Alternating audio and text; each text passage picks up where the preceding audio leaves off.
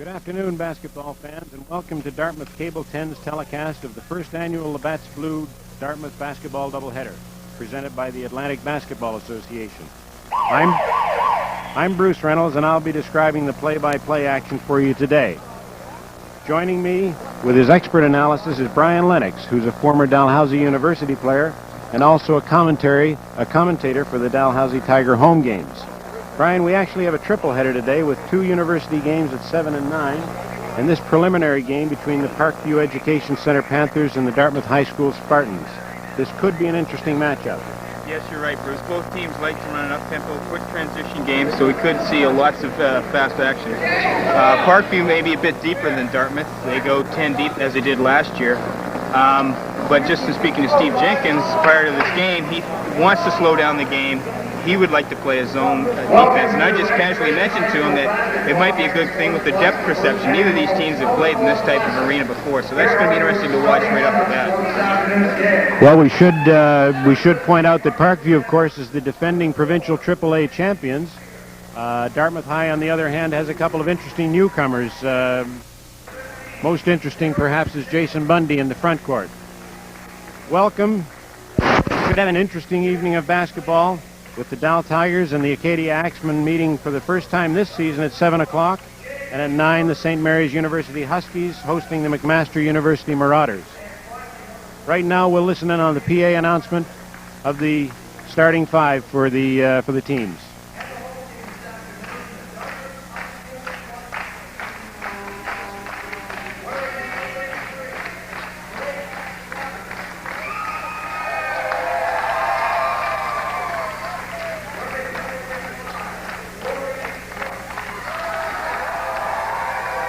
Laurie's a grade 11 student in his second year in high school, a 17-year-old. Bundy's a newcomer, Brian. Possesses great physical tools. Steve is really high on him. He's got great athletic ability. If he puts it all together, it can be a force right off the bat in high school basketball. Well, we're looking forward to seeing him match up against 6'9" Derek Taylor from Parkview. He's always been deep with the big players, and again this year the same story. They've had some names of note come out of Parkview and the Bridgewater area. Kevin Vino for one. Many of our viewers will recognize that name for sure. Certainly, what a way to end his career last year. 30-point game in the national semifinal, and hold it all. I don't think he was All-Canadian last year, but his fourth year at JD he was All-Canadian, and this May he was fortunate enough to go with the national team on a trip to Japan. Peter Morse joined him.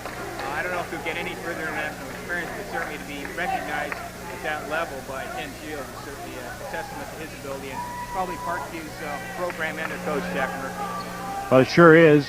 We're just about ready to go with the tip-off for this game. This will be the first time that we've seen Parkview this year. Last night they had a big win over Halifax West by 40-plus points. Dartmouth High has had two games thus far, splitting them, winning convincingly over St. Pat's and losing a tight one to CEC. From the tip-off, it's Parkview's ball. Murphy into Gladwin. Back out to Sear, and at the point, Jeff Mayo. Mayo. And lots of pressure even on the point. Murphy in the corner to Sear. Mayo drives to the hoop and double pumps it. Bundy with the rebound. Clears it to Edison to Chang. Chang pulls up under some pressure from Randy Sear.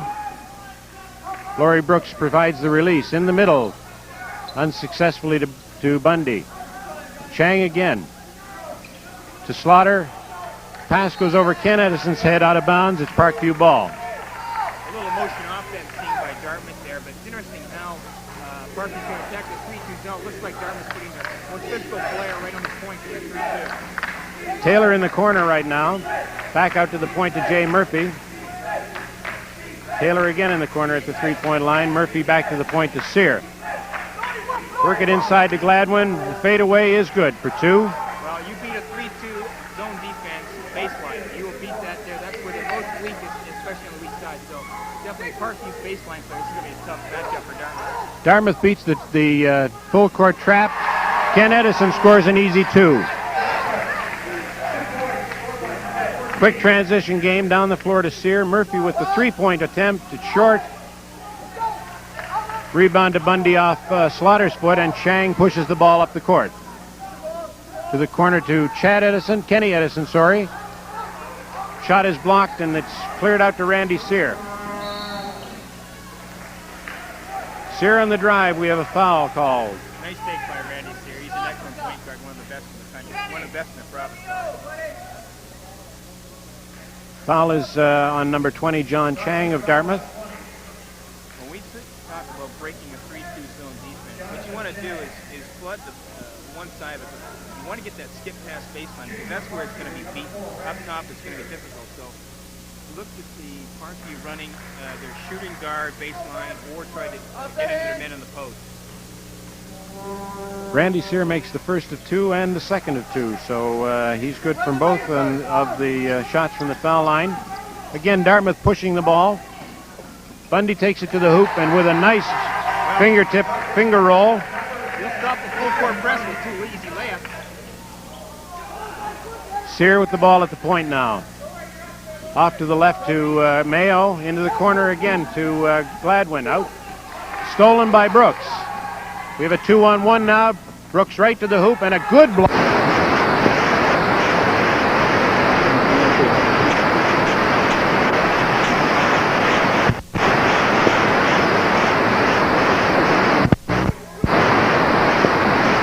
Good.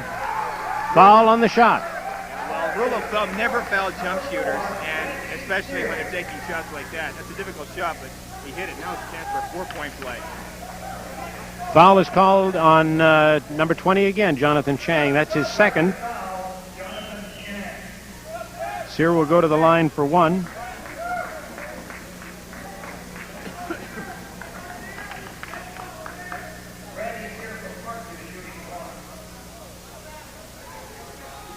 Sorry, the foul was called after the shot. So that it will not be a shooting foul. Sear again in the corner to Gladwin, and back to Mayo. Round the top to Murphy. Parkview looking to try and get the ball inside. All of a sudden, Gladwin springs free, but is short with the layup. Slaughter with the rebound.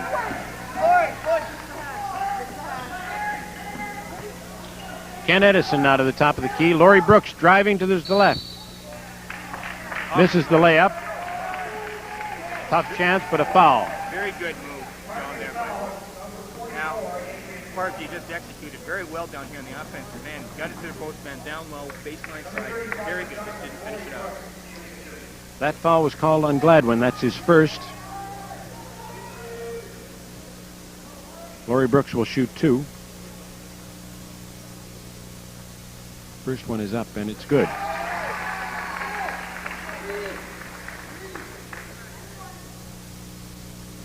Second shot for Brooks.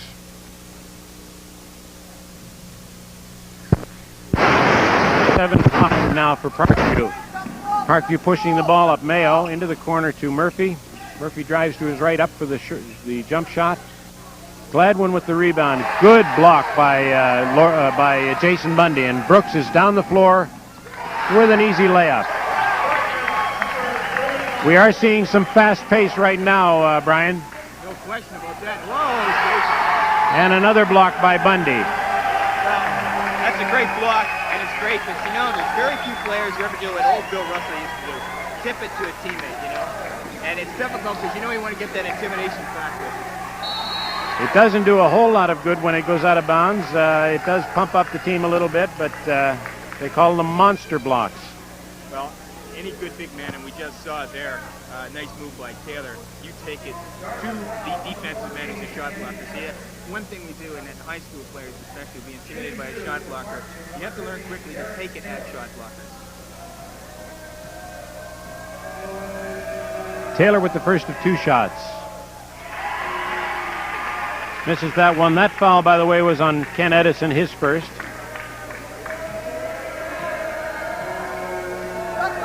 Taylor is up with the second one. Makes it. Puts Parkview back into the lead, 8-7. Clearing pass to Bundy, back to Slaughter. Slaughter pulls up to run the half-court offense to Ken Edison. To the release man Brooks. Tipped off a Parkview player, I think. No, sorry, it was touched last by Dartmouth. See the ball, see the ball. Dartmouth's easily breaking the full court press. It doesn't seem to be working Parkview. Of course, they're not putting really tough pressure on. Gladwin in the corner now. Mayo.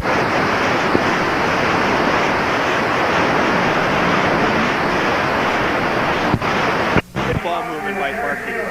And as you say, take it right to a shot block. Bundy left the floor in the forecourt, came down in the back. Brian. As we speak, Parkview got the intensity on that pressure, and I suspect they'll do a little more of that after having a couple layups scored on them. Stay black, three-quarter front.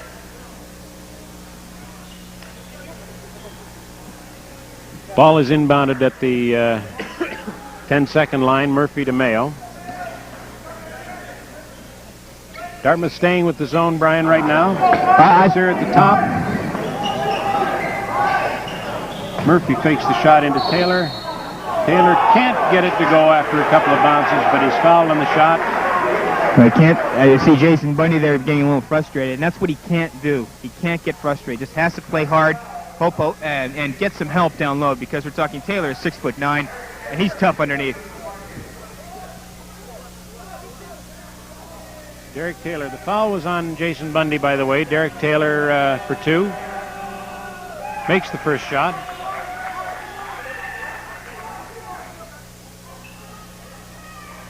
Perhaps a little bit of rookie inexperience there showing with Jason Bundy, Brian. I think so, and you know he's got to realize they're going against the provincial champions, and that's got to be a little bit of a psych factor for Dartmouth. One, they got to be high for the game, and two, maybe they're a little nervous.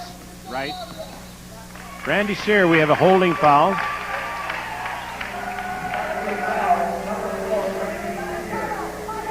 That'll be a non-shooting foul. Sear is an aggressive defensive player. He'll go after the ball a lot, Brian. Certainly one of the best point guards we've discussed. Great athlete, possesses really good intelligence. That's what you need from a point guard. Slaughter from the foul line. Shoots a little long. The rebound goes to Jay Murphy and clears to Randy Sear. Out of bounds off his knee. You know, Tried to push the ball perhaps a little too fast. Well, what I just saw is Jack Murphy. Great reaction, you know. Hey, just one of those mistakes. Got out of his hand. Says no problem. And that's what you got to encourage.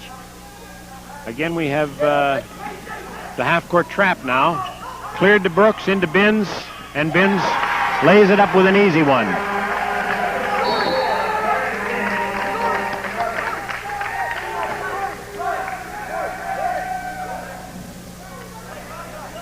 Dartmouth will inbound the ball.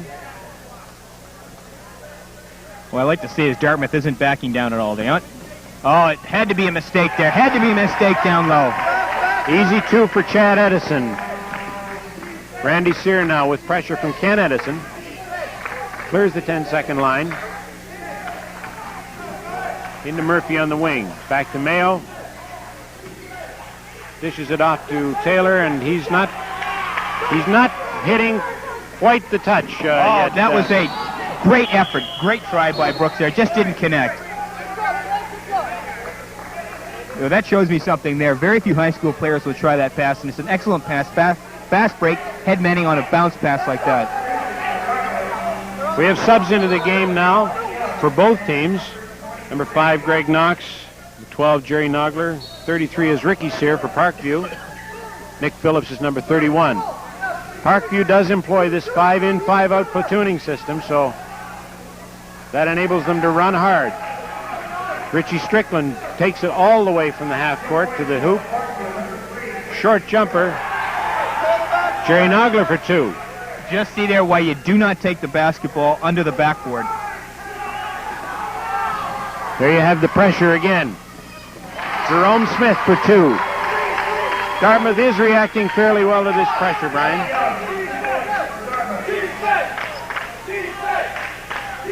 The jumper is short by Strickland. Laurie Brooks comes up with the ball. Doesn't quite get it head-manned. Misses on the layup. Binns with an easy 2-pointer. Greg Knox now takes the ball up the floor to Ricky Sear. Ricky's a rookie with the Parkview Panthers this year. Knox. Strickland with the 3. Whoa, that's Good for 3. Keith Donovan three-pointer. Great shot. We don't usually see a lot of high school players with that kind of range. Kind of a nice situation when you can have your second 5 come in and do that kind of scoring. Well, you know, one person who really employs that a lot at the collegiate level is John Thompson, Georgetown. If you can do it, it's great. 10 players to be able to play 10, it's great. I sense Dartmouth's a little frustrated right now and also a little anxious. Well, we've seen Parkview pull into a 4-point lead, which I think is their largest lead of the evening. There are stretches when Dartmouth is just not reacting to that pressure all that well. No, and a couple instances we see the real inexperience of the Dartmouth High Spartans.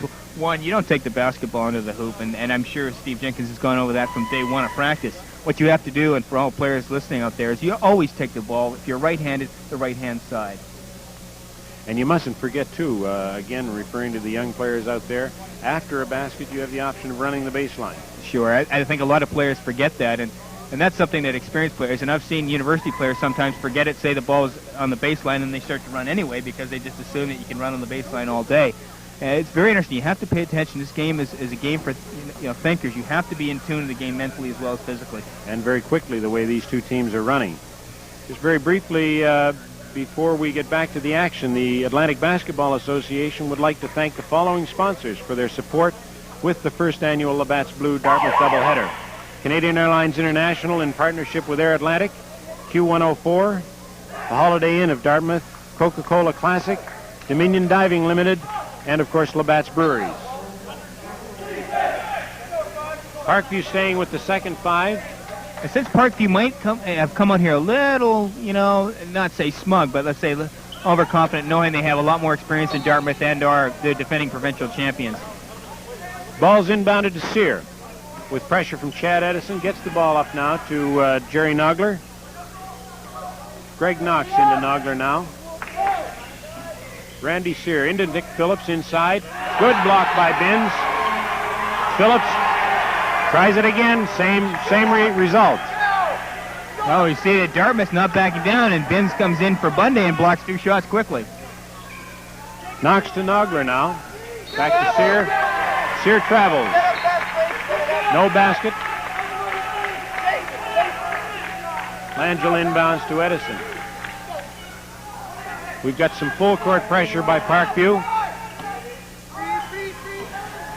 Bundy is in underneath with the reverse layup. Misses. Binns just a little too hard off the backboard. Greg Knox down the other end of the court. A nice drive. Great effort by Bundy, but the foul was called. Well, we see the great athletic ability of Bundy. I don't know if there's a shot blocker around the province that can do what Bundy can. And for that matter, I don't know how many high school players. I mean, you really find great athletes like that in the city of Toronto as far as great high school basketball player athletically. And Bundy possesses that type of athletic ability. He certainly is a leaper and has great anticipation on those shots. Greg Knox misses the first of 2 shots. One thing I like about Parkview is that they run the 2-on-1 very well. The man with the ball taken on the break, if he sees that chance, he takes it right to the basket. Knox makes the second shot, puts Parkview ahead by 5 now. Ball is up the court to Jerome Smith, who takes it just about all the way, lost control of it. Binns again, sinks it. Well, Binns has come in and done an excellent job for Dartmouth High. Interesting that he's not using the glass very much, Brian. Those 3 shots that he has made have been right into the rim. Well, it's good if you make them, but your coach would always like to see you use the fundamentals off the glass. Parkview's ball inbounding in the Dartmouth zone now. Ricky Sear to Greg Knox. Knox controls the ball with pressure from Jerome Smith. It's into Nogler. Nogler for the 3-point attempt, a little long. Bundy gets well up for the rebound. Parkview picks up the half-court pressure. Dartmouth beats it. Edison with his own 3-point attempt, again a little long. Rebound goes to Strickland. Chad Edison has that kind of range, so he should keep shooting that. Good effort by Jerome Smith, but just fails to intercept the pass. Greg Knox with the ball. To Jerry Nogler, back to Knox now. Nogler releases it out to the top of the key to Ricky Sear. Into Strickland. Strickland goes up for the jumper. Well, in and out. Foul by Robbie Langell. I don't want to sound repetitive, but again, you do not foul jump shooters. And it's tough to convince high school players at times that, you know, you want to contest the shot, but you don't want to swing down. You don't want to foul a jump shooter. It bails them out. Most jump shooters are very, very pleased with a 50% average. But when they get to the free throw line, the percentages are generally quite a bit higher. Certainly, and Strickland possesses. Well, actually, I think they've called after the shot. After the shot, right. Sear into Derek Taylor with the jam. Again, full court pressure. Scott Raftis is up and puts it in. Under some pressure from Gladwin there. During that last stoppage of play, of course, Parkview did another wholesale change with the starting five back out there again. Adrian Gladwin is into the corner to Derek Taylor. And a little jumper from the paint. Well, Mr. Taylor certainly is a star for Parkview here, and I'm sure we'll see him very soon in the AUAA. Chad Edison does a nice job of getting the ball up court. The three-point attempt by Jerome Smith falls a little short. Robbie Langell's shot is in and out. We've got a rebounding foul. Well, Jason Bundy didn't take a great foul there. What he did is, I think he was pushed, so then he in turn pushed the Parkview player. I think that might be out of frustration. Steve Jenkins is looking, saying that, you know, Jason was pushed first. One thing I will say about Parkview, Bruce, is they possess excellent fundamentals. Not to say Dartmouth doesn't, but you see each one of the Parkview players really are well-schooled in the fundamentals, and that has to say a lot about their coach, Jack Murphy. And, boy, when Taylor gets down the low post, it's like money in the bank. Well, they certainly do have a great system, and Jack Murphy really puts a lot of time into coaching these kids and getting them playing with the system. And I think that's evidenced by the fact that he can put in 5 of his second stringers and not lose any ground against most teams. Derek Taylor with the turnaround. Parkview lead now is 7. Oh, you see Parkview picking up the intensity full court a little more. Good job by Chad Edison, or Kenny Edison rather, to look for Robert Langell. So Dartmouth goes into the half court with Ken Edison pulling up for the jump shot just inside the three-point line. Good rebounding effort by Jeff Mayo. Up the court quickly to Sear, to Murphy for an easy 2. Well, great pass by Sear, no look off the break. And one thing, Dartmouth's got to get back when they take the shot on offense. Parkview will hurt you with their transition game. Ken Edison again gets the ball up court. Rob Langell now at the point. Well, I sense right now Parkview is definitely taken over their momentum. Maybe a little frustrated with the start. Scott Raftis tried to get the ball into Jason Bundy there off a Parkview player. John Chang and Laurie Brooks coming back in for Dartmouth. Interesting that Scott Raftis, who's not a big man, at least height-wise, playing at the high post in there, Brian. But, yeah, some coaches, you know, a few years ago, I know that the big height as far as down low, but, you know, there's something to be said about being wide down low as well. Dartmouth loses the ball on the 32nd turnover. Good pressure by Parkview on that exchange. Well, I think they've picked up the defensive intensity full court and in their half-court defense. Mayo brings the ball up now. Murphy breaks to the corner and takes the ball. Pulls up for the jumper again. A little short. Gladwin with the rebound. Up tough. No basket. He traveled on his way to the hoop. Well, good effort, good offensive rebound there. And, you know, looked like Parkview had great position there on the offensive glass. Again, Parkview has the full court pressure on. Brooks brings the ball up, the half-court trap. And a nice job by him to get the ball to Chang. Chang pulls up from the foul line, is a little short. Derek Taylor with another rebound. Again, Parkview's transition game. Murphy to the hoop. Falls short with the layup. And after the shot, it looks like Brian is called for the charging foul. Yeah, I think the Dartmouth player was there defensively, but we see Parkview, great fast break. They headman the ball really well. Half-court pressure now. Slaughter over to Chang. The trap comes into Brooks. Brooks pulls up, and they're just off the rim. Dartmouth's perhaps hurrying the shots a little bit too much. I think a little more patience on offense. Okay, Parkview seems to have a string going here. I think Dartmouth's got to show a little more patience on offense. Look for the shots that they want. The jump ball.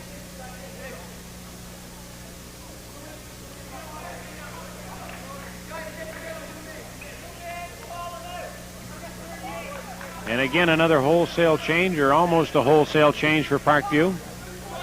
What really amazes me is that the continuity that Parkview still possesses, even when they change as many players they have, and that's got to say a lot about the cohesiveness of the team. You're playing with that many different combinations of players, and geez, if they can do it now in November, they can be that. You can think how much tougher they're going to be in February and March. Well, they certainly were tough in last year's provincial championship. They simply outran the competition by being able to substitute 5 in, 5 out every 3 or 4 minutes. Well, I think the consensus last year was Cole Harbour had the best starting 5, maybe, and certainly the quickest team, but they just didn't go deep enough. Knox is into the key. Great Tries defense. the jumper. Yeah, good position by Brooks there. Again, a player control foul, an offensive foul. Greg Knox is called on the charge. Dartmouth will inbound the ball from their backcourt rather. Slaughter over to Chang. The trap is coming. We see it. Slaughter breaks the 10-second line. Gets into the corner. So Dartmouth will set up the half-court offense. Chang to Brooks. Brooks drives to his left. Nowhere to go. Slaughter from the foul line and into the paint. Good block by Derek Taylor. Goes out of bounds. Nick Phillips is out of bounds, so it'll be Dartmouth inbounding the ball. Too much dribbling against this zone. You've got to make quick passes. You got to be like an accordion. Make that defense go in and out. Quick passes. You cannot dribble around. It's always easier to pass the ball a lot faster than you can carry it, I find. Langell in the corner to Chang at the... Chang makes a nice move to the hoop, just a little short on the layup. Phillips with the rebound up to Knox. Knox to Strickland. Parkview pulls it up for a half-court offense. Knox with pressure from Chang right now. Into the middle to Nick Phillips. Phillips with the turner. Can't get it to go. Chang breaks it out on the right-hand side. Parkview did a good job of getting back there, Brian. Yeah. Chang was faced with a 1-on-3 situation.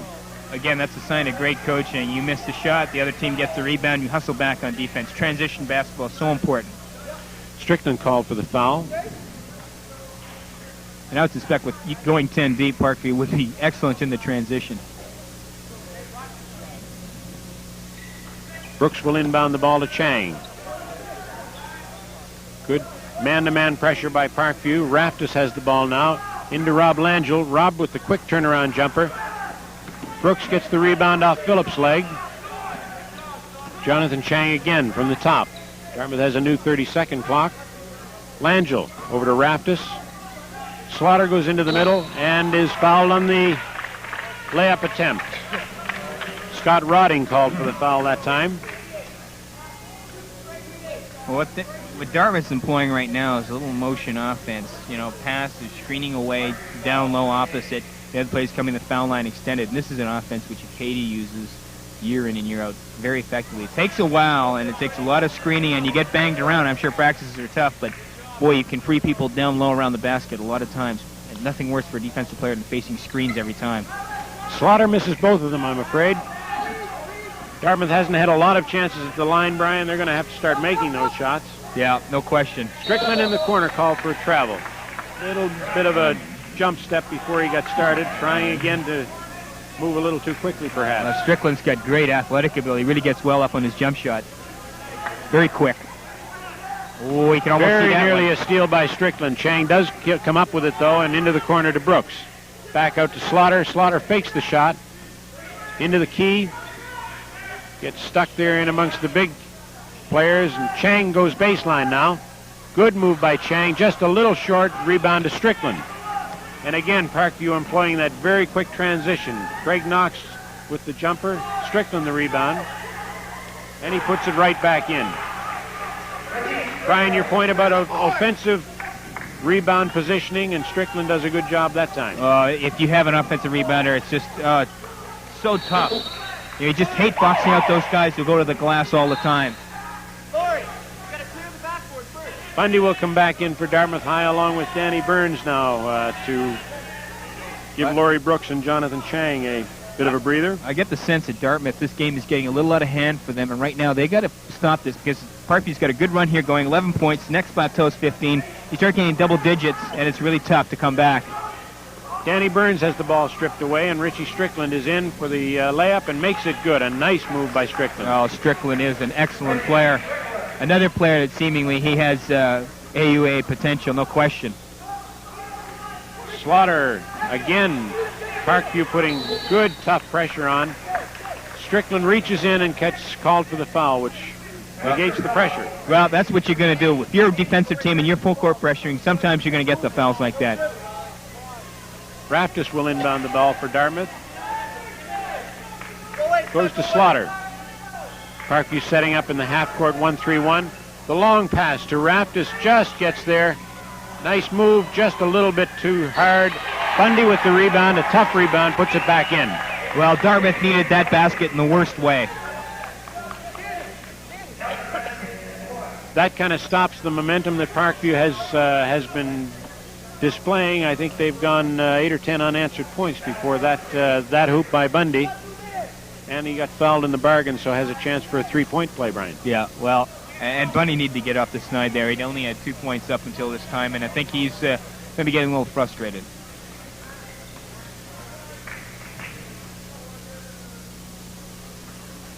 Little short. Good rebound by Drew Fraser over top of Scott Raftis. Scott Rotting into the corner to Jerry Nogler. Ricky Sear.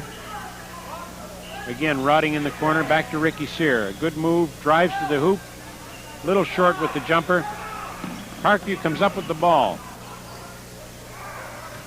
Into the corner to Jerry Nogler and back out to Scott Rotting. Baseline move and a travel by Jerry Nogler. This is great experience for a guy like Scott Rotting, only in grade 10. I mean, he's the smallest man on the floor, but again, another one of those Parkview players who possesses excellent fundamentals. And Coach Murphy typically gives his younger players a fair bit of floor time to give them the experience and the taste for this kind of action. Bundy on the into the paint with the pull-up and a nice touch, nice soft shot. He puts it in. Well, it looks like he wants to get going offensively. Ricky Sear now to Rotting as Parkview returns the ball up court. Nick Phillips. The fadeaway doesn't get it to go. A 9-point Parkview lead right now. Danny Burns brings the ball up the floor and throws it away with a pass just a little too low for Rob Langell. Well, turnovers like that will give coaches either their hair will fall out or it'll turn gray.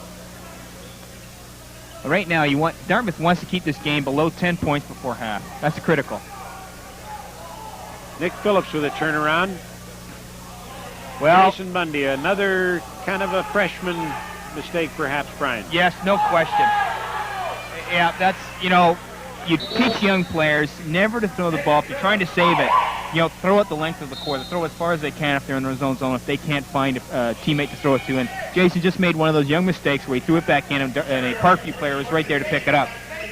Parkview capitalized on it by getting 3 or 4 putbacks, 2 or 3 putbacks, I should say. Finally, Nick Phillips is able to put it in. Well, they are controlling the offense and now the defensive glass as well. So Dartmouth's really got their work cut out for them to cut down on the rebounds they're giving up defensively. Full court man-to-man pressure now by Parkview. Dartmouth does get it inbounds to John Chang. He's dribbling against Randy Sear and makes it over the 10-second line. Over to Blake Slaughter. Slaughter at the top of the semicircle over to Rob Langell. Looking inside, nothing there. Ken Edison around the horn to Blake Slaughter. Blake gets in there against Derek Taylor. That's a tough go anyway. Jason Bundy gets the putback after a nice offensive rebound. Well, that's going to happen when you have players penetrating like that. Slaughter didn't hit the shot, missed it, but offensive rebounding by Bundy puts it back in. When you can get a player penetrating like that and the the big players inside have to help out, then that frees up some players in the key. Yeah, no question. Right there, Dartmouth didn't execute well on a fast break. I thought Edison might have pulled up there for the 15-footer. Jeff Mayo brings the ball up the floor for Parkview. 9-point Parkview lead right now.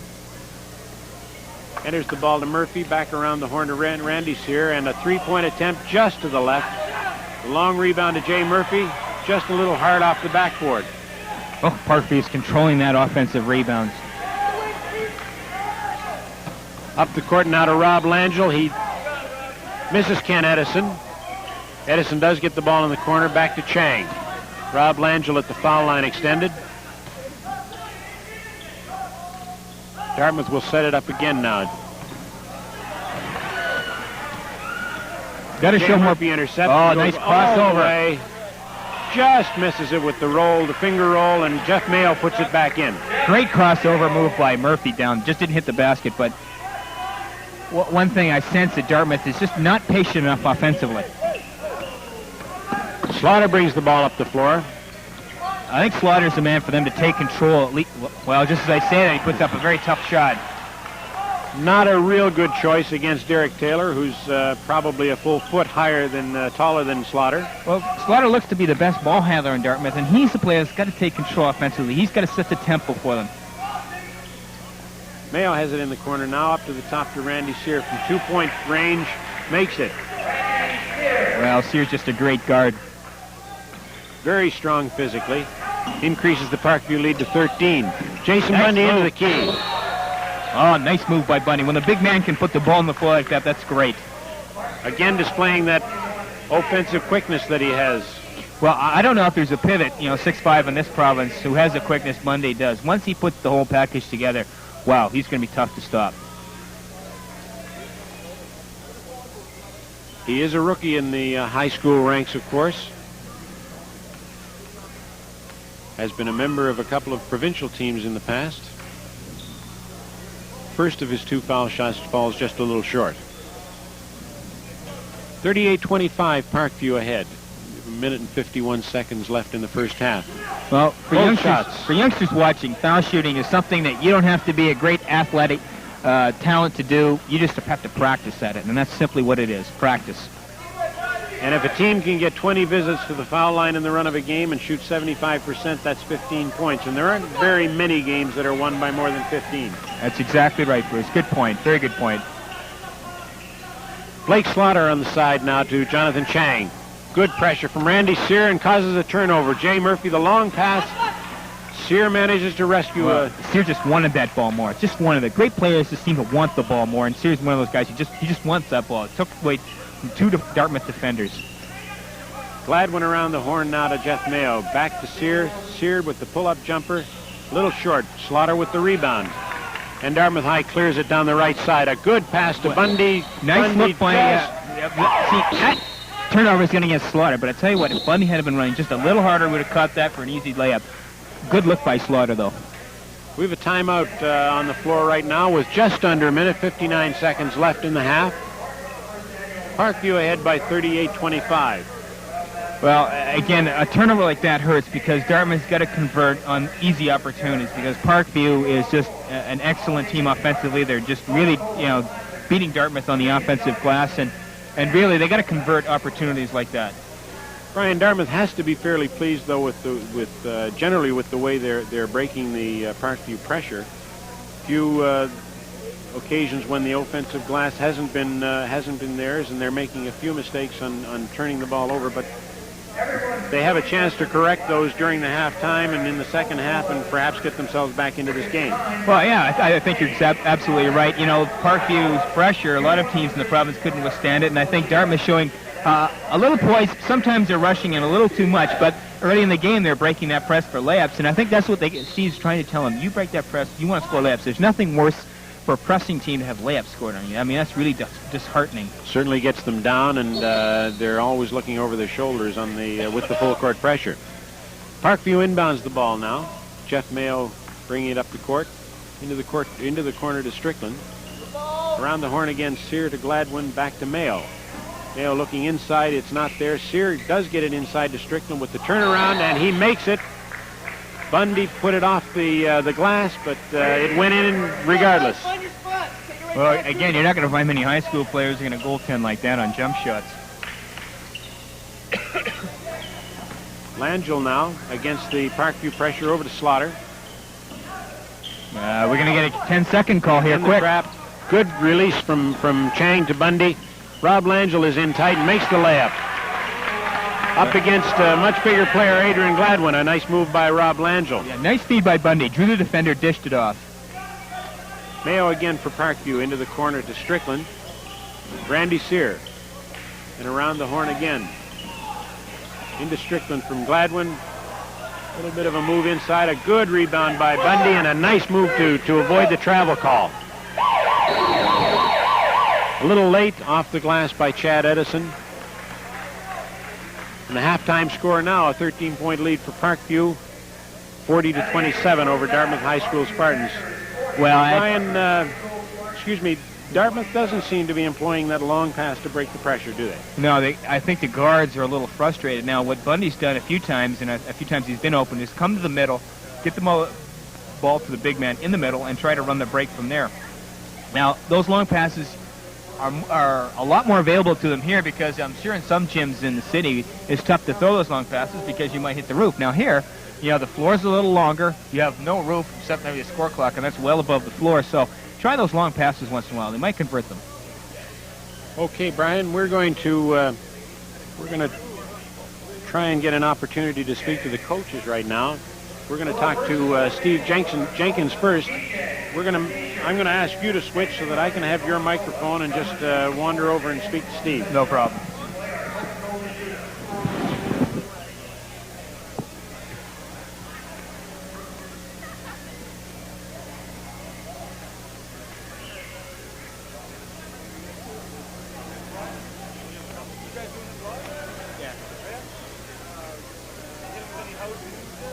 No, I'm going to do one.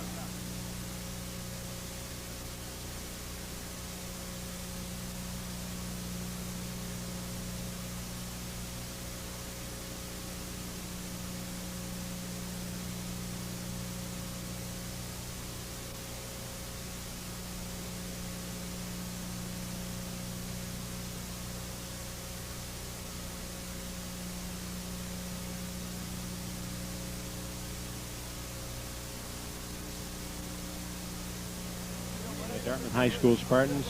Steve, the loss of Colin Johnson, one of your star players last year, certainly left a void, but you have picked up an exciting new player, Jason Bundy.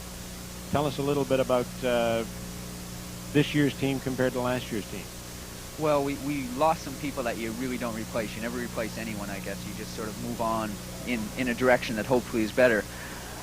The people that we've got coming up, we've got Jason Bundy and Laurie Brooks and Buddy Young, and these kids are very, very strong, and I think they'll help our team. For this year, for the first time in a long time, we finally got a team that we've got some size, so we'll be using a much greater inside game rather than a perimeter-oriented game. Your front court has been playing very well. Laurie Brooks and Jason Bundy are working well together and playing very well in the 2.5 games that we've seen so far this year. Yes, they're very athletically strong. As soon as they get more comfortable with our systems and work on some of the little fundamentals they need to get accomplished, then they'll be a very awesome duo. They're very athletically strong. Steve, the backcourt scoring hasn't been real strong this year so far. How do you rectify that situation? Right now, we're not actually looking to rectify it. We have not had an inside game for 2 years, so we're really working quite hard in the inside game. The outside game will come with time, but right now we're really concentrating, and right now early in the season, on the inside game because it's something we've never really worked with before. Speaking of the inside game, you're missing a key player, a starter. Steve Morse incurred an ankle injury the other night. How is that?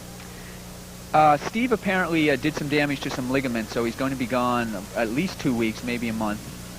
We're really going to miss him. Prolific scorer in a lot of ways, very good shooter and a very good inside player as well.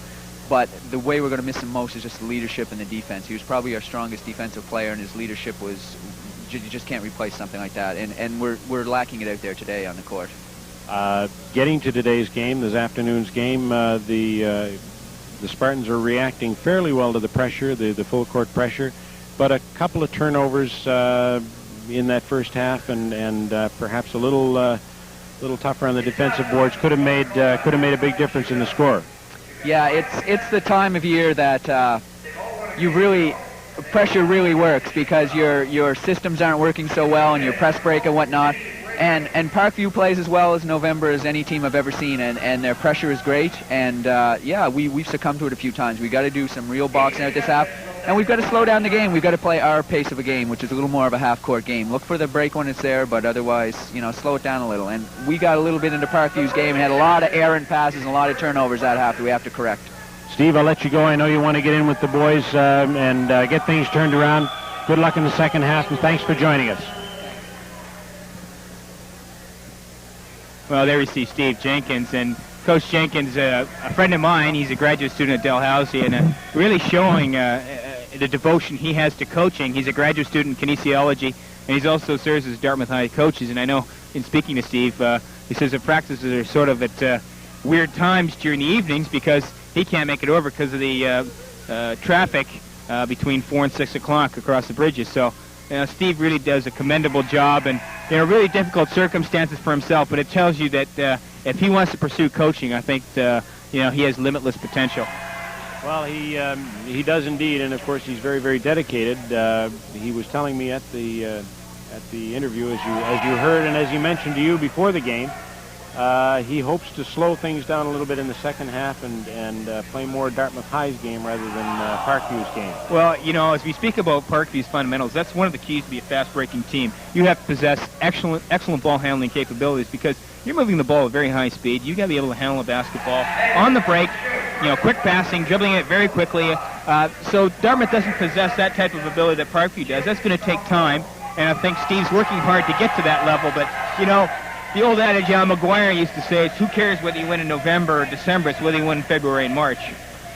Well, that's right. The teams have to peak in the playoffs and in the round of tournaments that go on in the spring towards the provincial title, and that's what they're all aiming for, of course. Well, that's not to say that it's not important to win, and Jack Murphy's probably would hear this and say, well, what are you talking about? We like to win, and I'm sure he does. But he also realizes that now is not the time to peak. You want to be peaking February and March, so you expect mistakes. You want to try new things. You don't want teams to see everything you possess early in the season. Well, if they keep improving during the year, and certainly Parkview did last year. Parkview ran all last year, and they still seem to finish off very strongly. And it's awfully tough to beat a real good system. Yeah, and Parkview's got a great system. I'm very impressed with them, and I haven't seen a lot of high school basketball in the last few years. I haven't seen much this year yet, but certainly Steve, what he's told me is that Parkview seems to be, again, one of the favorites, as well as Cole Harbour. The problem with Cole Harbour, I see them, is, again, they have to be deeper. They have to go 8-9 men deep, and for the fans listening, it's a key that, basketball is a 5-man game. There's 5 men on the floor, but you have to have those bench players. You have to be deep. I mean, if fans really want to look at it, you look at the Detroit Pistons, the NBA, and I use that example not because they're professionals, but I use that example because they have 9 players who all have a role for Detroit and come out and do their job, and that's the key. I think you have to go 8 or 9 deep. Well, I guess we did see that in the first half. Again, we repeat that Parkview is able to substitute 5 players in, a wholesale change, and they simply didn't give away any of their lead with their second stringers, as it were. Well, I don't. Maybe we just call them a 10-man team because they come in with their second string, if that's the second string, as it is called. I mean, they come in, they don't lose a beat, and in fact that keeps all the players in tune with the game. It's interesting. As a high school coach, I'm sure you have to see that your players are happy, and you want to keep everybody ready for the game and ready during the game. And if you're playing 10 people, everybody's in the game, everybody's there, ready, and the pressure for other teams has got to be intense, because I'm sure Parkview presses all the time, and after a while, you get sick of seeing guys in your face 94 feet. Yes, we've both been there, and we know what that's like, and it is disheartening. There's no question about it. Parkview does have a lot of returnees. I think they've lost only 1 or 2 players from last year's team. We may have a chance to talk to Jack Murphy about that after the game. But they certainly do have experience. Well, no question. I mean, they're very deep. Some of their kids are 17, 18 years of age, so they're very experienced, and they have 7 or 8 grade 12, so definitely an experienced team. And, you know, they just possess all great fundamentals. Some are a little better athletes than others, but, you know, all around they're solid in the backcourt, they're solid in the front court, they're solid down low in the post. I don't really see any weaknesses from watching this team in the first half. Well, they do come into the second half with a 13-point lead. Coach Jenkins was saying at the half, of course, that they're going to have to react a little bit better to the pressure and avoid the turnovers. I think Dartmouth High is missing the services of Steve Morse, who the other night did some ligament damage to his ankle and will be out for a couple of weeks. Well, that's tough. Anytime you lose a player valuable to your team, and Dartmouth certainly needs players like that, it's very difficult. And I know Steve's expressed that he has a team that the kids have good attitudes. It's very tough early on because, you know, for him there were 3 or 4 guys involved in soccer, so he didn't have his whole team practicing every night. So, you know, it's going to take time for Dartmouth. It's going to take time, but, you know, the games, as I say, are not won now. They're won, and the season's won or lost. If you're talking win or losses, it's in February and March. The teams are back on the floor right now, and we're just about ready to get our second half underway. Brian, what does Dartmouth has to react a little bit better and a few fewer turnovers? Well, you know, can they stop the offensive rebounding of Parkview? Well, it's very difficult on a zone defense to box out a man. That's when a defense is you can exploit that rebounding-wise when they're playing a zone, especially a 3-2, because you have 2 men baseline. The offense can really, especially that weak side rebounding, that's a key that we don't focus on enough, and certainly Parkview's exploited that. They've got a lot of key offensive rebounds from the opposite side the shot's been taken. For Dartmouth offensively, the key is they have to show more patience. They have to use 25 seconds of the clock. They don't have to rush shots. Less dribbling on that zone defense that Parkview's playing, or the trapping defense Parkview. You quickly pass that ball around. You know, you fold the defense in like an accordion, and that's what they have to do more of. And I'm sure Steve went over that for the first half. Well, we're I think in for another interesting second half. As I said to Steve at the halftime, just reversing a couple of those mistakes, a couple of those missed defensive boards could turn the score around a significant amount. Well, yeah, that's key. And one player that certainly is going to have to take the load of responsibility for Dartmouth High is Jason Bundy. Now, he's got to come bigger on the defensive end, grab more rebounds, and try to stop Taylor. He's going to need some help down low. I think what Steve might do is try to maybe send 2 men down, double down on Taylor. And one thing high school players will not have developed yet is maybe how to deal with double teams down on the low post. And I think that's maybe what they might try to do, because certainly Taylor's going to the middle, and Jason's having a tough time stopping him. Okay, Brian. We're just a few seconds away from the jump ball again. We'll see how Dartmouth does react to the halftime pep talk by Steve Jenkins.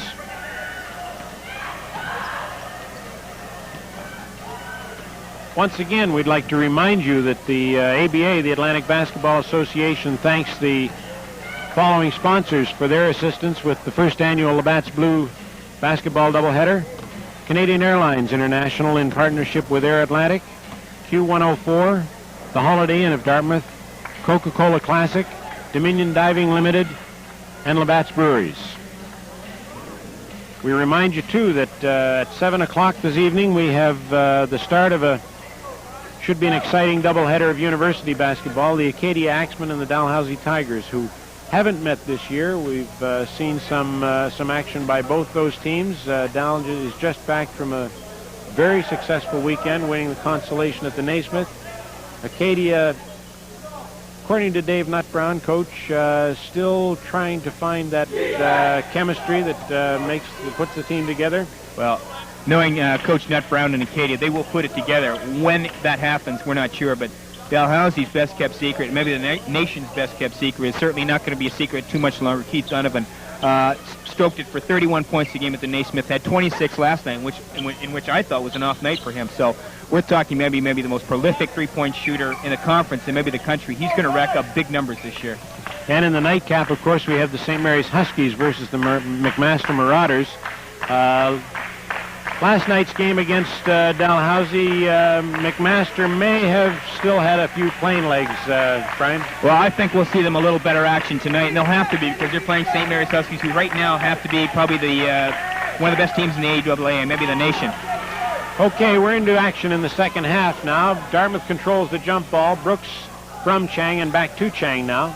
Dartmouth will set up the half-court offense. Into the paint to Bundy, who makes a move, but dribbles a little too hard with the power dribble. Mayo comes up with the ball to Murphy. Parkview now setting up the offense. To Murphy. Around the horn, Sear to Gladwin. Gladwin pulls it up in the paint and makes a nice two-pointer. Again, the long pass. Mistake, a turnover, and Mayo capitalizes on it with the pull-up jumper from the left side. Well, that's not what Coach Jenkins had in mind to start the second half. 4 quick points by Parkview. Pass from Brooks to Bundy is just not capitalizing, and in turn, Parkview returns the favor, turns the ball over to Dartmouth. One of those where Randy Sear just was thinking before he caught the ball and put it down on the floor. On his way to the hoop. Long inbounds pass to Slaughter now. Back to Chang. 1-3-1 half-court trap here, run by Parkview. So look, Dartmouth breaks it with the pass down to Edison, and now Chang is setting up the half-court offense. Slaughter to Ken Edison. With pressure from Sear. Yeah. Ken Edison makes a move and draws the foul from Jay Murphy. What Dartmouth has to do here, if Parkview runs this 1-3-1 half-court trap, and they're going to run it down in their defensive end, Dartmouth's got to have a two-guard front, and then swing the ball, and hopefully a 1-3-1 is really going to be weak baseline because you're going to have one man running that baseline. Now the key is you don't want it in the down on the sidelines by the baseline too long because they're going to trap there. So quick movement, especially against this 1-3-1, is critical. They called that a shooting foul, so Ken Edison goes to the line for 2 shots, makes the first of 2. I'm not so sure he was shooting or just trying to pass off there.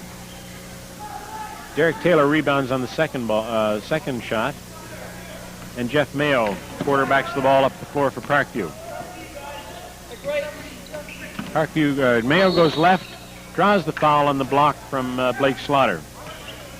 Dartmouth's got to get a few defensive stops. They got to get a run going. You know, basketball's a game of runs, and Dartmouth has got to get a run here. Defensively stop and get a few buckets down against Parkview. And you mentioned the 1-3-1 Parkview defense, and I think Dartmouth does have the people who can take it to the baseline. Whoa. Speaking of taking it to the baseline, Derek Taylor with a turnaround and a dunk. Taylor with the exclamation mark. Laurie Brooks, a big man, front court player, brings the ball up the floor for Dartmouth. That's got to be a little bit of a switch. Getting some pressure from Sear now, and does manage to get the ball off, but Jonathan Chang can't handle it, so Parkview will inbounds it. Well, Dartmouth's got to do something sooner. This game's really going to get out of hand. Parkview with their largest lead of the night, 18 points. Mayo into the corner to Murphy. Back out around the top to Randy Sear. Into Adrian Gladwin, who does the turnaround, doesn't get it to go. A nice pass by Jeff Mayo to Gladwin, and he's fouled on the layup attempt. Well, Parkview's come out early in this second half, and they want to put this game away quickly. Again, offensive boards are helping Parkview, Brian. Yeah, you know, you've got, again, we said at halftime that Dartmouth has got to box out and got to get those defensive rebounds because that's, you know, if they're going to get back in this game, they've got to come down on defense. They got to help Parkview just get one shot, and that's it. You know, offensive rebound is going to put the other team in foul trouble too, and I think that's going to happen with Dartmouth if they don't, you know, start getting more defensive rebounds. Gladwin makes the first of 2.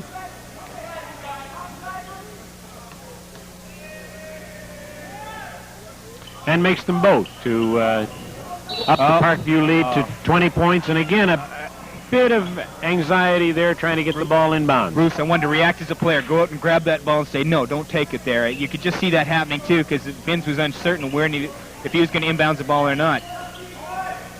Parkview moving it around the horn again. Excellent motion movement by Parkview. Good pressure on Murphy. Bundy gets down the floor in a hurry, but Randy Sear is back and draws, makes the foul, trying to stop Bundy from going to the hoop. Sear made a smart foul there. You know, as a defensive player, you don't want to have a dunk on the fast break. Stop it. He didn't intentionally hurt Bundy. He just tried to stop him, and he wasn't going to let him dunk on Parkview.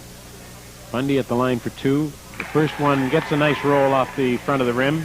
You know, another thing is make the players earn their shots on the money, earn their points on the foul line, and I think that's what Dartmouth had problems converting foul shots. Bundy gets 1 of 2. Derek Taylor with the rebound. Parkview up the floor again. Sear at the top. Stu Gladwin, and he walked. Yeah.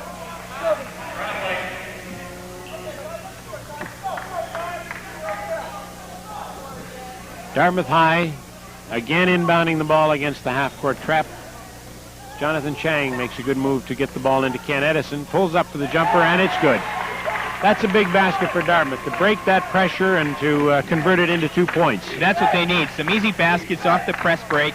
Get back in this game. The key is to get it under 10 points. There's 17 right now. They've got to get under that double figures. That's sort of a psychological barrier. Murphy turns the ball over against some good defense from Ken Edison. The opening wasn't there, and Murphy just lost track of the ball. Yeah, good defense. Dartmouth's got to really dig down and play tough defense for the next few minutes. Try to get, again, under that 10-point barrier. The long pass up to Binns now. Bundy is in the corner. He'll get it back out now to Slaughter. Slaughter from the foul line over to Ken Edison. Little long with the shot. Rebound is off Jason Bundy. And again, Parkview is making wholesale changes. Well, I think what Stevie's yelling right there is he believes Edison was hit on the jump shot or just following the release of it.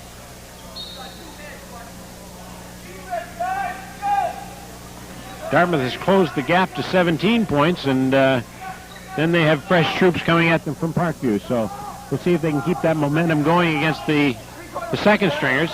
Very nearly intercepted by Slaughter. Sear gets the ball away to Phillips. Back to the top to Sear, and again, very close to a turnover. Oh, that's a tough call right there. I think that's just a hustle play. I don't think that's a foul. I don't mean to disagree with the official, but there was a loose ball there, and Slaughter simply is going for the loose ball. Real good hustle diving after that ball by Slaughter. Yeah, I don't agree with that one. Again, I don't try to disagree with the officials too much, but certainly I think that was just a hustle play.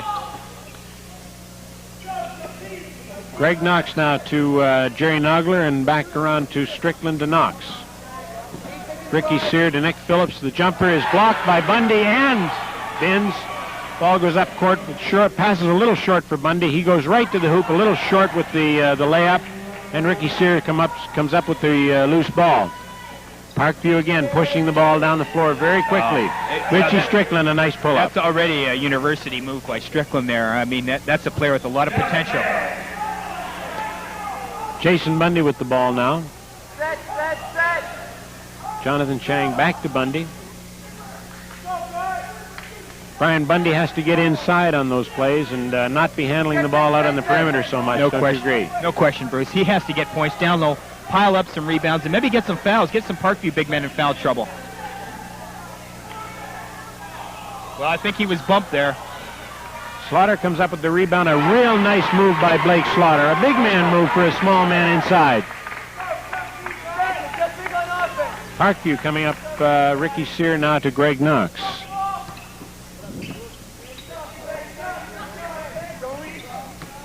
And Dartmouth comes up with the ball. Jonathan Chang is in for an easy layup from Ken Edison. Yeah, that's what we're going to need more of. And Dartmouth might even think about pressing. One thing a pressing team hates to get done to them is press themselves, press against themselves. I mean, if you're pressing, you don't like to see somebody else pressing you. Certainly slows things down. Ken Edison makes a nice play to intercept the pass, knock it out of bounds, and just slow Parkview down a little bit more. That's good. Good defensive play by Edison there, and good anticipation. Ricky Sear in the corner now. Goes baseline, nowhere to go. Gives the ball away to John Chang, and a quick release out to Ken Edison. Edison is in, high off the backboard, and puts it in.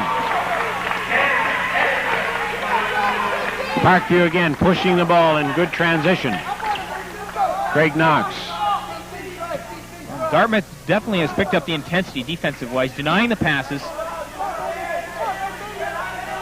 This seems to be the first time in the game when they've really been able to get a roll on against the second team. Binns with a good rebound and a long shot by Ricky Sear. Well, I think a little hurried. Bundy was thinking about bringing down the backboard on that one. He wanted the dunk. And that, again, that's a mistake sometimes. You might wait. A layup is just as good as a dunk. In this case, you're down 13, get down to 11. You want to take every opportunity you can to break down the barrier from double digits, getting down to single digits. They're still only worth 2 points, aren't they, Brian? Exactly. Well, for the rest of us who are non-flyers, and I'm all ground-bound, you know, those 2 points mean the same. Jeff Mayo into the corner now to Jay Murphy as Coach Jack Murphy puts the starting five out there, perhaps a little sooner than he would have liked. Jerome Smith with the turnover for Dartmouth High, pulls it up, gets it back out to John Chang. Chang goes baseline and back out to Bundy. A real fine pass by Chang. Well, the momentum has definitely changed there, but I want to talk about Ben's play down here. Not only did he block the shot, but he tipped it to a teammate because he couldn't get control of it himself. An excellent play by Benz down there, and he gets really, I think, credit for that play, that whole series.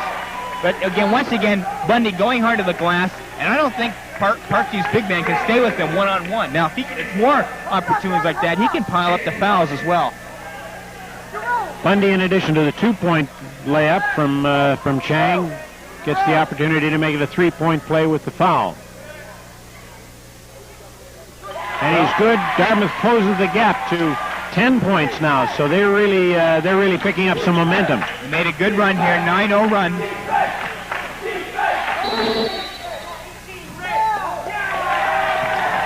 Perhaps a little frustration by the Parkview players. One thing about an offensive team that uses a lot of screens, often to get those screens just perfectly, you'll maybe hold or set a moving screen, and maybe Parkview's sensing a little frustration with Dartmouth's run here. Maybe that's what happened as Jeff Mayo set that screen down there. But I sense the momentum has changed. Well, I think Jack Murphy probably senses it too, because his second five were on for only a couple of minutes. That time Gladwin intercepted the pass. Murphy makes a nice move but can't finish, so Sear brings the ball back out. And you see the experience of Sear there. Bring it out. Let's get an offensive series. Let's try to get 2 points. Derek Taylor from Jay Murphy gets fouled. Jason Bundy, I think that's his third, if I'm not mistaken, Brian. I think that might be on Binns. I think that's on Garnet Binns. You know, Dartmouth, what they got to do down on the low post is they got to front Taylor. Now, when I say full, I don't need a full front, maybe a 3/4 front, and get weak side help, because they can't let Taylor get the ball down low post, because it's like taking money to the bank. He's a guarantee. He will hurt them. At 6'9", he's a 6'9" senior and an outstanding ball player. Well, first of his 2 foul shots is in and out. I'm sure this year he's going to be a hotly contested recruit for AUA teams. Makes 1 out of 2. Binns inbounds the ball to Chang, and again Parkview is back to the full court pressure. Broken nicely by Dartmouth. Bundy up court, turns the ball over trying to handle it. Randy Sear to Gladwin to Mayo. I think Jason just put the ball a little too long on the floor there.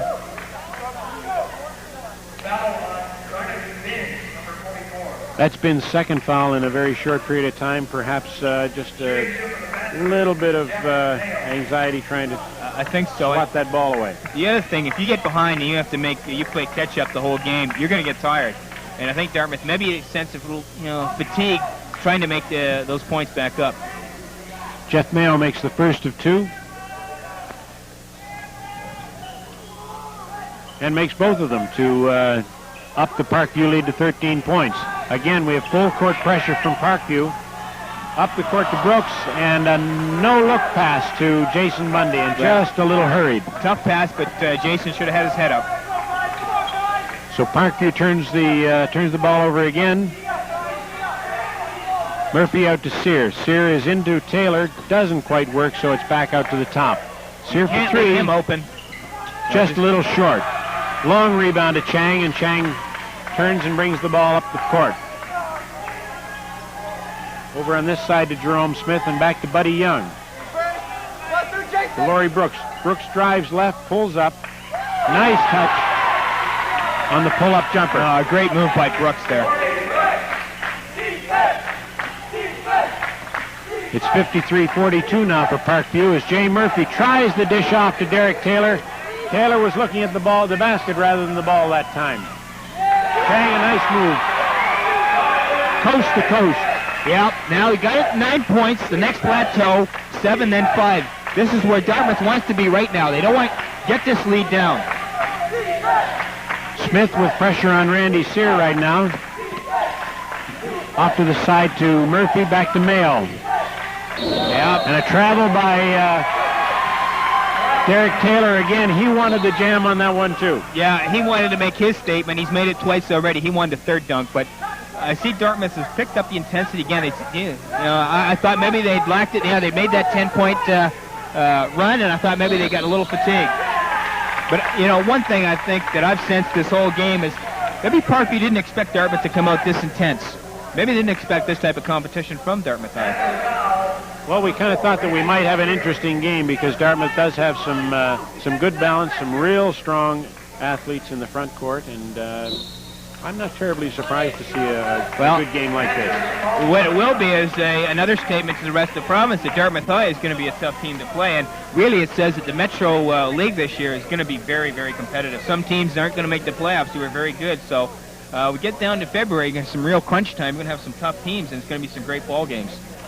The Panthers have called a timeout on the floor right now. We've got 11 minutes and 20 seconds left and a 9-point Parkview lead. Dartmouth certainly has reacted well to the pressure and turned things around a little bit in the second half. Oh, yes, they have. They started out with a couple of turnovers, and it got with it, 17, actually a 19-point lead. Now we're down to 9 points. And this is really, Dartmouth's in a comfortable position here. We got 11:20 left. Parkview, I don't think they expected Dartmouth High to come out as intense as they have been. And Dartmouth's right in this game. They got the element of surprise. They have nothing to lose. They're playing the defending provincial champions. They're the underdogs. Nobody expects them to win. In fact, nobody probably thinks Dartmouth High will have a good year. But, hey, they have no pressure on them. Dartmouth High, by the way, is headed for, just after this game tonight, they're headed for Cape Breton for a tournament at Riverview. This would be a good performance here, would be a nice way to go down to that tournament in Sydney. Well, I think so. It's a good way to start off. They had 2 games already, but I'm sure this one is a big indicator of where they stand provincially. And we've got to give them confidence going up to Cape Breton this weekend. Well, it should do them a lot of good playing against the experience of Parkview. And again, if they can come out with a good performance here, that'll fill them with a lot of confidence. Brooks will inbound the ball from half court. Half court tight pressure from Parkview. Smith gets the ball. Chang at the top against Sear right now. Gets the ball to Bundy. Bundy makes a move to his right and pulls up for the jumper and makes it. He gets a long way up, Ryan. Very nice move by Bundy. Very nice. And we've got a 7-point game now.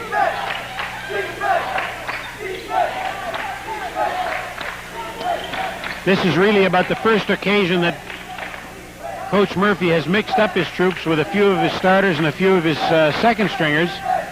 We've got Taylor on the bench right now in favor of Strickland and Phillipson. Randy Sear's three-point attempt is in and out again. Jeff Mayo, a 6-footer, gets inside, good position, and makes the offensive board. That's tough. You play good defense, you make Parkview take a tough shot, and then you give up the offensive rebound. Ball goes over the half from Chang to Brooks, into the corner to Young, and back out to Jonathan Chang. He works the ball against Sear. Buddy Young from the three-point line, in and out. Oh, Buddy has that range. Parkview right back with the quick transition game. Jeff Mayo to Strickland. Strickland tries his own three-pointer, just short. Again, Adrian Gladwin has position on the glass. Well, offensive rebounds will kill you. The lead, they had it down within 7. Now it's back up to 11. 4 points coming off the offensive rebounds. That's tough to give up. Dartmouth High will make some changes. Binns will be coming into the ball game right now, perhaps in an effort to get more size in that front line. Brooks makes a nice move and a double pump layup and closes the gap back to 9. Jeff Mail looking for Phillips in the corner. Ball intercepted by Dartmouth, and Jonathan Chang comes up with it, bringing the ball up court. Tries to penetrate, pulls up short, back to Smith. Reach-in foul by Mail. Now, 9 times out of 10, an official will call that, even if you get the ball. It just looks like you fouled him.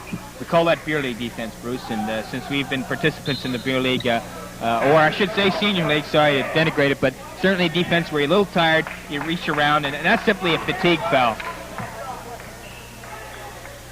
At any age, when one is tired, one tends to play defense with his feet rather than with his hands rather than his feet. Certainly. Edison inbounds the ball now to John Chang. Chang, getting double teamed, gets the ball back out. No, it's intercepted by Jerry Nogler, and he brings the ball all the way down the floor. Goes up.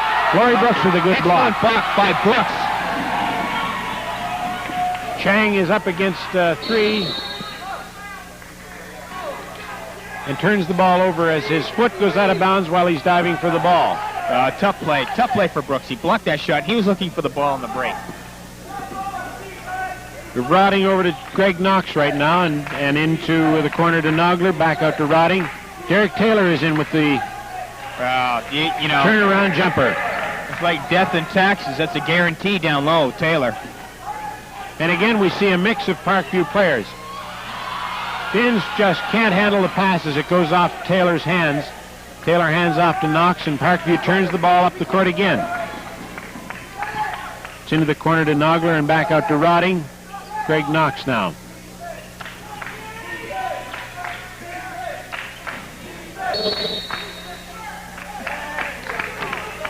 Just as Taylor is going to the hoop, Parkview is called for a 3-second violation. A little too much ball handling, do you think? Well, I think so. Taylor, once he gets that ball, he just turn around and shoot. He's got good range from 15 feet. Just turn around and shoot that ball. Nobody's really going to contest the shot when he can get up and try to block it, but I think Taylor's got really nobody that really can intimidate that shot. Chad Edison now into Slaughter into the corner. Slaughter doesn't have anywhere to go. Chang rather to Laurie Brooks. Oh, Laurie gets a foul there. Laurie gets a little bit of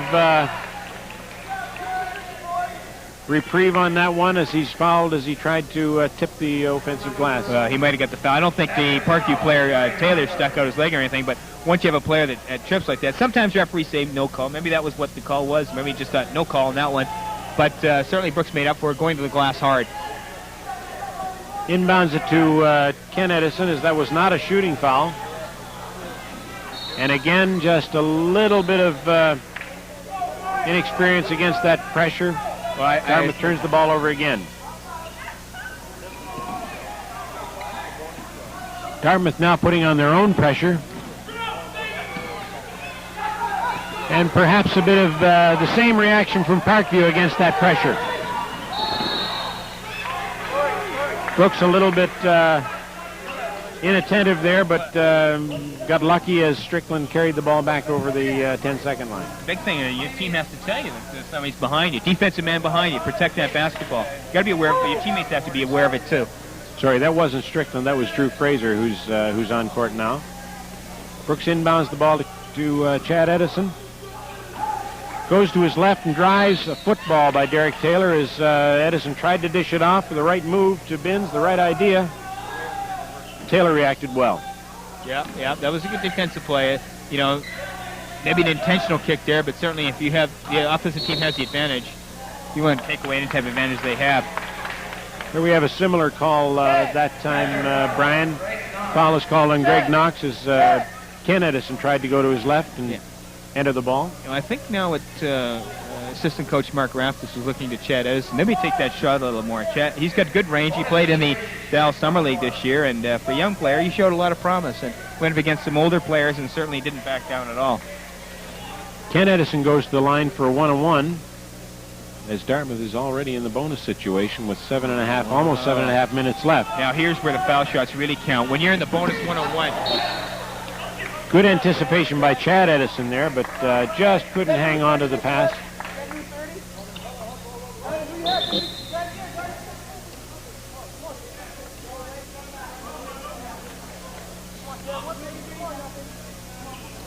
Parkview will inbound the ball now. Nogler into Rodding to Knox. And again, Dartmouth is putting on some real good pressure. Chad Edison gets the ball and passes it to brother Ken. Dartmouth up the court. We're back to 11 points, but Dartmouth has the opportunity to close that gap. Chad pulls up for the jumper. A good block by Derek Taylor. And again, Brian, his own player came up with it. His own teammate came up with it, Jerry Nogler. Well, you know, that's the key. You get those block shots to be great. It's like a turnover. You take it to your own advantage. Instead of knocking it out of bounds. I know it looks good, and the fans love it because it's in row X, but it's better to go to a teammate than row X. Laurie Brooks goes baseline with a nice move. Derek Taylor holding his ground, though, and Brooks is forced to... Well, you know, shot blockers sometimes would rather go for the block shot than the charge goal. That shows me something there that Taylor's an intelligent player. Instead of saying that he can't block that shot, take the charge. Tough to shoot from behind the backboard, and I think Derek knew that. He knew that Brooks was faced with that, so just stood his ground. Dartmouth has full court pressure on now. 5:37 left in the game. Regulation time. 11-point Parkview lead.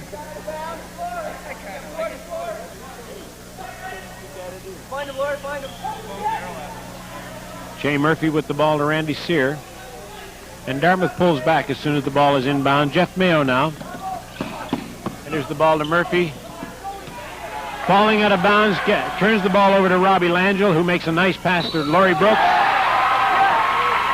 Brooks makes a good move to the basket and draws the foul along with the 2 points. Excellent play, excellent play. Dartmouth forced that pressure out, forced Parkview to get the ball high. Murphy was off balance, tried to throw a pass, was intercepted, and Brooks really filled the lane well there.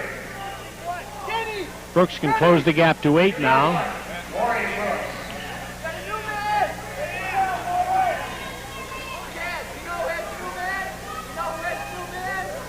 We've got an interesting ball game here, Brian.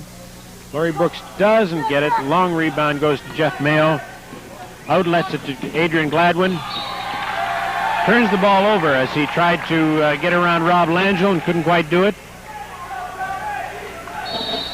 Travel by Brooks.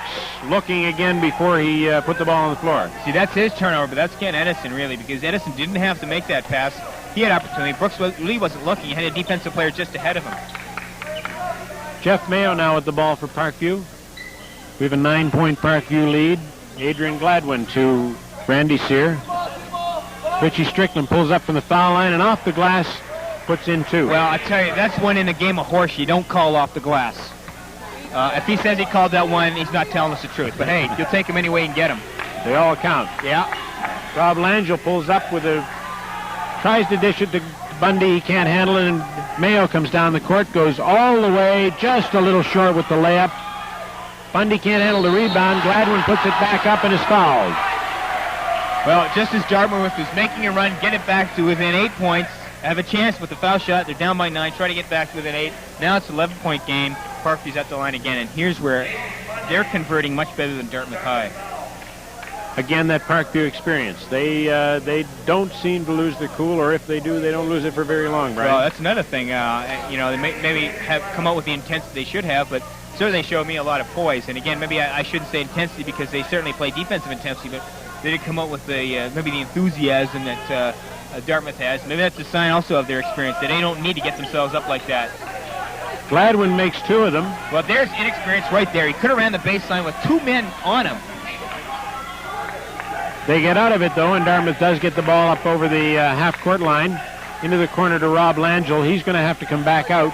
Gets it to Chad Edison into nice Bundy. Pass. Bundy puts it off the glass with a little hook jumper. Well, Edison showed me some athletic ability there. Chad Edison, he looks like Taylor was coming up for the shot, put it to his left hand, passed it off to Bundy. Gladwin now up to the top to Sear and back to Strickland. Mayo has it now on the left side. Working it around the horn again. Taylor is short with the jumper from the foul line. Bundy comes up with the ball and gets it off to Chad Edison. Dartmouth can close it again to 9. Ken Edison at the top right now. Again with pressure from Randy Sear. Jason Bundy at the foul line. Drives to his left. A nice move. Puts it in. Draws the foul from Derek Taylor. Great move by Bundy. Great move. That's Bundy's 16th point of the game, and he's certainly shown one of the best post players in the province that, he should be considered one of the best post players.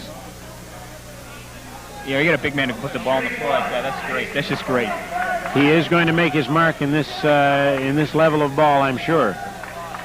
He goes to the line for 1. Excuse me. Well, he has 18 points in the game. Now, here's where he's got to convert. And see, when you hit the foul shot, you also set up defensive pressure for yourself because now Parkview's taking the ball out of bounds. And let's see it, Dartmouth. Now just three-quarter court pressure.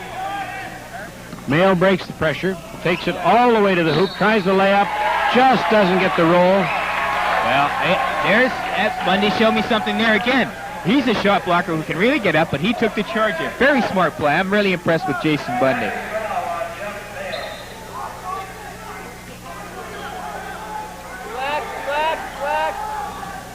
Dartmouth High gets the ball up over the half court. Again, Edison tries to get in there and dish it off. Tough We play. have a football, I guess, Brian. Yeah, he's trying to create things, and you got to like that as a coach. Now, maybe you don't want him dribbling into that double teaming. Well, you just heard Coach Jenkins say, pull it back out. So he's on the same wavelength as you are. Laurie Brooks goes to his left, tries the finger roll, gets the rebound back, goes again to his left. Oh, Brooks battling down low. 6'2", but boy, what an athlete. And again, showing that determination to get to the ball that Parkview was showing in the first half. Langell now gets it to the foul line to Bundy. Bundy is just off with the jump shot, however. Well, you see, if Bundy's taking those 15-footers, Dartmouth really doesn't have anybody but Brooks rebounding. Oh, what a move. What a move. A patented Jeff Mayo move. He goes very, very well to the hoop off the dribble. Excellent move.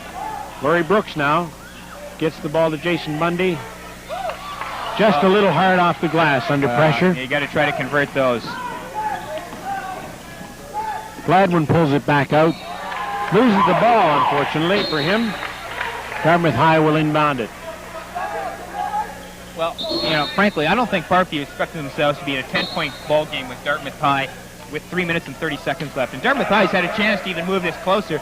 Just a few mistakes offensively have kept them from coming back. In fact, I'm surprised it's maybe not a 4-6-point game the way the second half has gone. Well, again, they seem to get a bit of a roll on, but then the experience of Parkview takes over and shuts them down a little bit. Parkview does have 4 or 5 players who have provincial team experience at both the junior and the juvenile level and the midget level, for that matter. They are a little deeper and probably have those reserves to draw on. Well, there's no substitute for experience, and experience at a variety of levels with the high school team and in the summer with these provincial teams. It's a great thing to have that experience. Well, it's showing right now. We've got 3.5 minutes left in regulation time with a 10-point Parkview lead. I agree with you. Murphy's game plan, Coach Murphy's game plan couldn't have been to come out and lose a part of that lead in the second half. No, they got up by 19. I thought maybe this is the time they're going to pull away and put it away.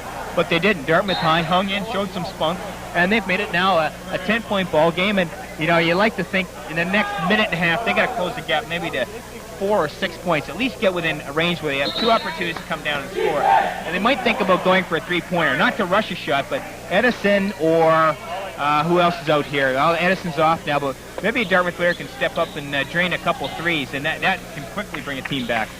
We have seen something in the second half, Brian, where Coach Murphy has not been going quite so much with his 5-in, 5-out philosophy. Well, I think he's gone with his best now because he sees that this lead has he's dwindled. in the game. Yeah. Dartmouth High in possession of the ball right now. Blake Slaughter off to Langell. Well, Brooks is Back calling to for the Slaughter. ball. There he gets it. He's down low and gets Nice a nice pass to Bundy. Wow. Good see by Laurie Brooks. Well, we felt that on a 1-3-1, it's weak, a weak side, and Brooks was calling for that basketball. Well, Taylor answers there again. There's the done deal. Derek Taylor sort of takes a little bit of wind out of Dartmouth's sails. Oh, what And a nice pick by Strickland. Can't convert. Slaughter gets the rebound.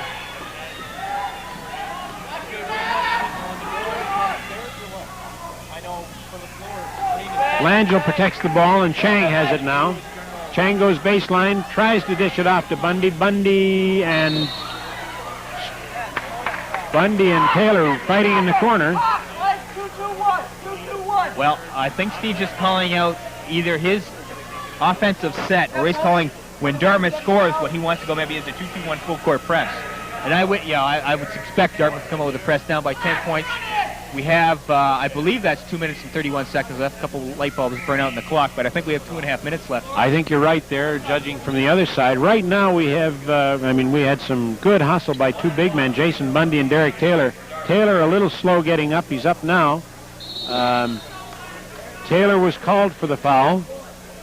Well, certainly Bundy hasn't backed down. 21 points in the evening, and he's showing that he's going to be a force, and teams are going to have to really key on him when they play Dartmouth. I think this is a very important game for Jason Bundy because in the two games that Dartmouth has played so far, he really hasn't been up against a top-notch big man in my estimation, and certainly no one his size to this point.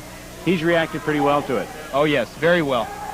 Oh, great offensive rebound by Brooks. Brooks gets in a hurry and gets a nice little jump hook, closes the gap to within 8 points for Dartmouth High. Randy Sear into the corner to Murphy. Back out to Mayo. Well, Dartmouth High's gone into zone. No, sorry, they stayed with their man. I just thought they might have gone in 2-3 set there. Phillips in the corner, back out to Strickland. Randy Sear from three-point territory just doesn't get the roll. Bundy with a good rebound out to Chang. Chang all the way down the court off its Parkview player, so they'll have possession of the ball deep in the Parkview end. Well, they need a score in this trip, and maybe a turnover off some defensive pressure. We'd have a 6-point game if Dartmouth can convert on this play. Brooks inbounds it to Chang, back into the corner to Brooks. He pulls up because he doesn't have the baseline and works it back out around the horn to Chang. Chang back into the corner to Langell. Good pass into Blake Slaughter and a good play, double pumping Blake Slaughter. A real good pass by Langell, Brian. No question about that, Bruce. Great look. Half-court trap now, and Bundy breaks it up. Ball retained by Parkview. Sear almost got himself into trouble there. He picked up his dribble near half court with a double team coming, but he showed his veteran ability there. He quickly saw it was coming and got rid of it. Of course, he knows that he maybe shouldn't be there. Derek Taylor is back in the game after being shaken up in the corner on that play for the loose ball. Oh, and we have a turnover. It away. Langell again to Slaughter. Slaughter back to Brooks to Langell. Kind of scrambly in there, but... Well, if there's a play that I think epitomizes this game right there, Slaughter tried to be a little fancy with a behind-the-back little flip pass, didn't convert it, and now instead of having a 4-point game where it might be a toss-up, 6 points, and Dartmouth High's got to get a turnover or a quick stop here. Richie Strickland pulls up just inside the foul line. Blake Slaughter is playing very, very well, gets the rebound. It's up court to Laurie Brooks. Laurie pulls up for the jumper and makes it. Maybe not the best choice of shots, but he converted. Well, what an athlete he is. And I'm surprised Sear took a shot like that. Langell is called for the foul on that one. We've got a 4-point game, ladies and gentlemen, with a minute left. Parkview might be a little rattled. I don't think Sear needed to take that shot. He had Bundy coming out at him, and he took a 3-point shot. The clock is the enemy of Dartmouth here, and Parkview has a chance to milk it a little. It's a smart foul by Dartmouth. You want to stop the clock when you're down late in the game. Well, we've got a 4-point Parkview lead with Dartmouth taking the timeout just to collect their thoughts and perhaps get a breather and try and close the gap from 4 to tie it up. Well, they need to stop, I think, here. A stop get. There's 2 more possessions, probably 3 or 4 possessions left.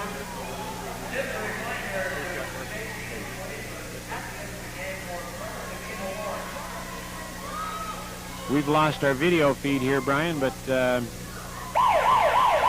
important thing is that we can see the game from the sideline here. Well, you know, now I'm really surprised at the outcome of this game. I didn't think, and I don't know even Coach Steve Jenkins felt his team could stay within 10 points, but he'll tell us certainly after the game he's very happy. And Jack Murphy will be saying, I'm pleasantly surprised probably with Dartmouth High. Maybe not pleasantly, but definitely surprised with the intensity and the ability with them to stay, you know, with his team. Well, I think this probably has to be a bit of an eye-opener for Coach Murphy, and does give him the opportunity to see more so than last night's game what his team can do under some pressure. Well, you know, the other thing we haven't looked at, we talk about the experience of Parkview. Dartmouth High has but 3 seniors on this team, so we're talking team loaded with primarily grade 11 players, so wow, potential here. Jay Murphy makes the first of a bonus shot. It's a 5-point Parkview lead now.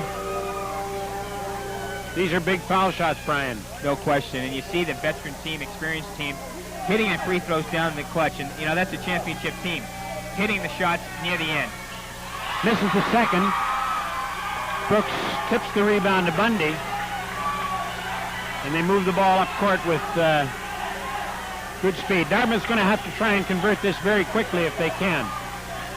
Langell gets the ball into Bundy, controls it, and gets fouled by Taylor on the way up. Taylor or Mayo. That's good for Dartmouth. They stop the clock. Bundy's going to hit these free throws so they can set up some defensive pressure. Down by 5, could bring within 3 points, and now we're talking, this is really tight for Parkview. Bundy can get these 2 free throws. That foul was called on Jeff Mayo. Jason Bundy will go to the line for 2. Always nice, Brian, to score points when the clock is stopped. Well, that's the key. That's what you know, when the clock is your enemy, you want it stopped. When you're ahead late in the game, you want that clock. You don't want it to stop. You want to keep it moving, don't stop it.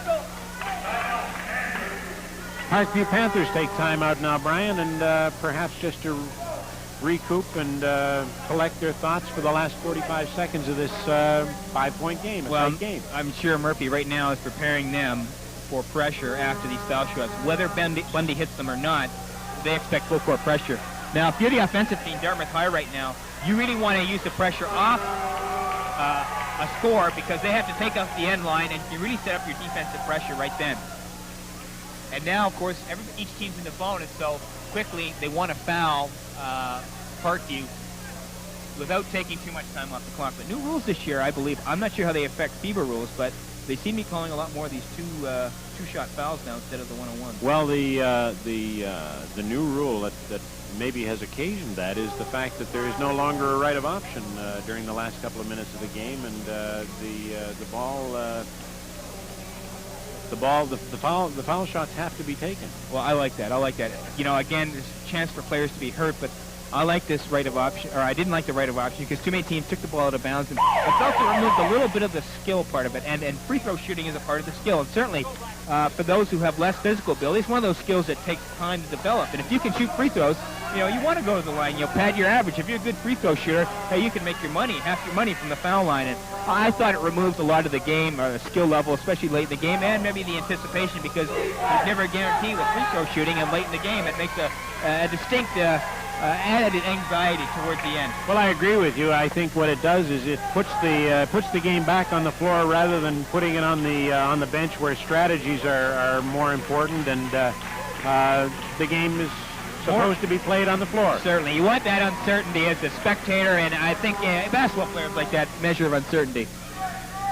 Jason Bundy's at the line right now and has a chance to close the Parkview lead to 3 points. So these shots are crucial. Doesn't quite get the roll. Hits the front of the rim and then the backboard.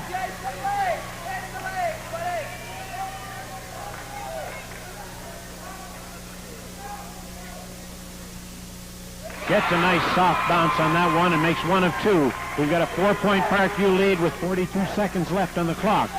Dartmouth Well, we got a Good tip. pressure, Yes. and we've got a tip from Parkview. It's a Dartmouth ball. Well, Parkview not reacting well to the pressure went off Sear, and I think we have another timeout by Coach Murphy, and he can't be pleased with what just transpired.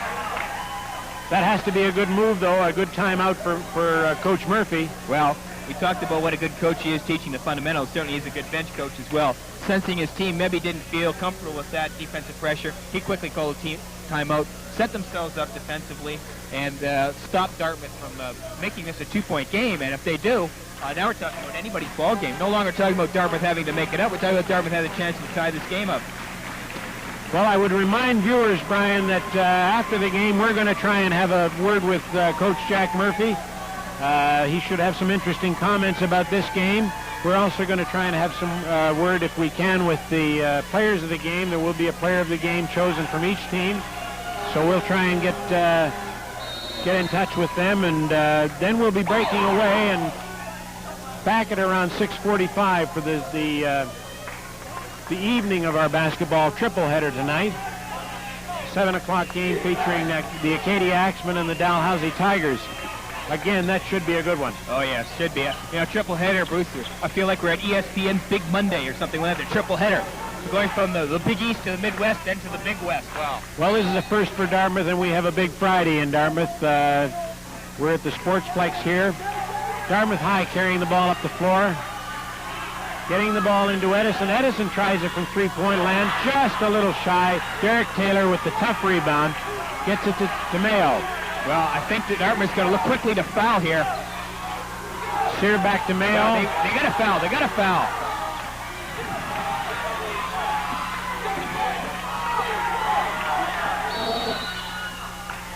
And we do finally have a foul.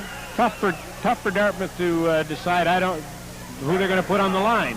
Well, that's true. Maybe they don't know the percentage of each player, but certainly they got to foul quickly, stop the clock. But I'm not sure if that's the shot they wanted down there. They might have worked it around. I thought, dished it up to Buddy Young. I thought he was open on the other side of the three-point area. But, we can sit here and say that. We've been involved in situations with players where it's not the shot we want to take near the end of the game as a team.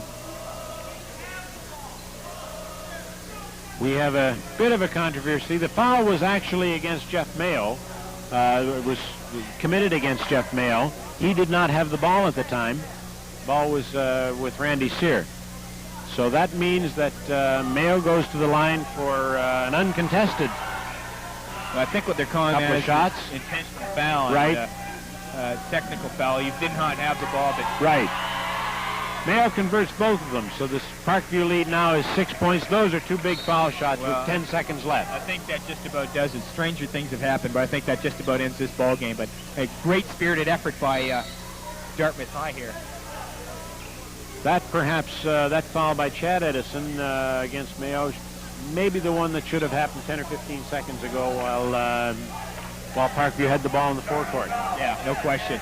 And now we're seeing one-on-one, and here we're seeing, well, it's late in the game. This game is basically over, but, one-on-one situations, this is preferably where Dartmouth would have liked to have put Parkview in a situation where you have one-on-one.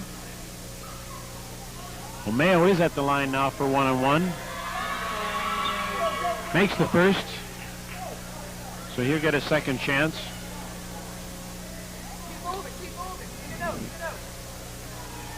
Dartmouth is not quitting. With 8 seconds left, they're still planning the offensive moves.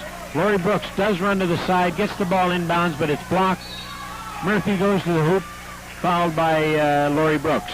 Well, a little frustration foul by Brooks, and he's shown his displeasure right now, but, he's played a great game and very important player for Dartmouth. He's one of those players, those three men where you really want a great athlete and a great player, and Brooks certainly fits the bill.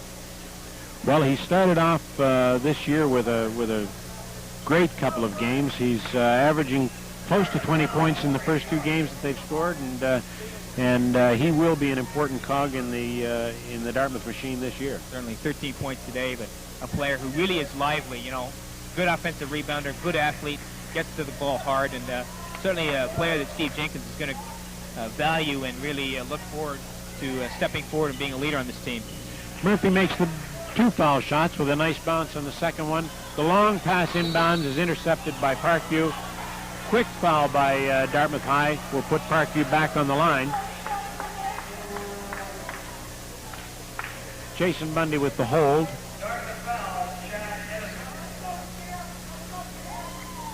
Parkview managed to work 4 seconds off the clock with that exchange. Randy Sear to the line. Sear, a veteran player from Parkview. 17-year-old who last year played on the juvenile team. Misses his first shot. That's it for regulation time. Parkview has increased the lead to 10 points. Final score is Parkview 74 and Dartmouth High 64. Well, Dartmouth can't be too displeased with this effort tonight, Brian. Well, I don't think they can be, and I don't think it was a 10-point ball game. I really thought it was a 6, 8-point ball game, maybe even a 4-point ball game, which Dartmouth had it with about 33 seconds left. But, you know, at Dartmouth High, Coach Jenkins right now talking to him, I think he's pleased with this result. I think he's looking forward to the rest of the season, because if they can play the defending provincial champions like this, they can play with anybody in the province. They shouldn't have any doubt about that at all. The old adage, I guess, that the game was basically lost in the first half with the turnovers and the defensive boards not being there for Dartmouth. Made it tough to come back in the second half. Yeah, I think so. I agree with that. I think, you know, you get down by 13 points, you're asking then to come back from that, and it's very difficult. You know, you're asking a lot, especially from a young team against a veteran team, and really it surprised me that they were able to come back on a team that really is a veteran team compared to Dartmouth High's experience. Well, they're to be congratulated for their effort. We're going to try and get together with Coach Jack Murphy right now. He's shaking hands with Steve Jenkins. But, Brian, I'm going to leave you momentarily, and we'll take Jack over to the end zone. Jason Bundy, player of the game for Dartmouth High. Well, I don't think there's any doubt about that. I believe he had 23 points in the night, and certainly a great effort by Bundy, and really showing that he's going to be a player to be reckoned with this year in the province. We're just awaiting the Parkview player of the game right now. Bundy did play very well. And again, Derek Taylor. Well, Taylor was 17 points in the night. It's certainly a great effort. When he was down the low post, it was almost a certainty he was going to score.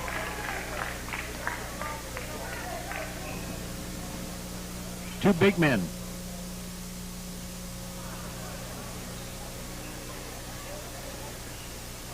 Two big men get the honors as player of the game, and especially in that second half, it did become a big man's game. Yeah, well, no question that, you know, Dartmouth using their strength. Brooks and Bundy appear to be their toughest players, and down inside, Bundy is a great player. Brooks is as well, and Brooks at only 6'1", really a tough inside player. If he could develop a little more of that jump shot, he'd be really effective. Okay, Brian, we've got Jack Murphy with us, so I'm going to vacate my chair just momentarily, and we'll rejoin you in a minute. Okay, Bruce.